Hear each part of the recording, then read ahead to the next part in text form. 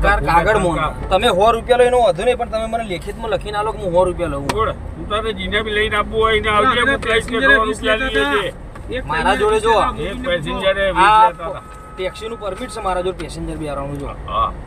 આ પરમિટ છે taxi permit હા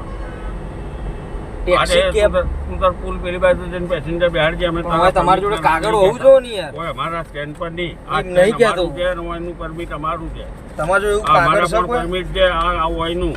તમે 100 રૂપિયા લો છો તું લેજે તને કોઈ કહેવા નહીં આવે જા 100 રૂપિયા હા ના લો તમે હા આ હોય ગાડી ભરવાના ચમેલે પણ તમને સ્ટેન્ડ આલેલું પોલીસ હા વાળા સ્ટેન્ડ આલેલું છે પોલીસ વાળા સ્ટેન્ડ આપે હા હા પોલીસ વાળાએ આલ્યું છે પોલીસ વાળા તો 2500 રૂપિયા હરેક ગાડીના એ પરમિટ અહીં ચો કોઈ હપ્તો ઉઘરાવો હા તમ કોણ ઉઘરાવે છે આ લે ટેક્સી ના કોઈ નહીં લેતું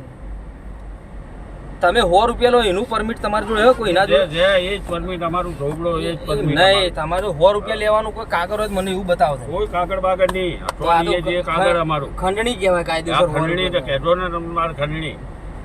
હે એમાં તારે કહી દેવાનું કે ખંડણી ઉઘરાવે છે જો એવું ના ચાલે હા અમે તો કહીશું મોટામાં મોટી ખંડણી પોલીસ લે છે 2500 પોલીસ તો ચો રે પોલીસ તો એનું કામ કરે યાર પોલીસ તો એનું કામ અમે કરે તો આ 200 રૂપિયા ભાડું લે છે ને એના હિસાબથી અમે 200 તો કાયદેસર ભાડું હેડ જ છે વોલ્વો માં 200 રૂપિયા ભાડું એસી લઈ જવાનું ને બસનું ભાડું તો છે ને તમે હારું ગારો બારો ના બોલો બી તો લઈએ ગારો ના બોલો તમે 100 રૂપિયા લો એનું મને તમે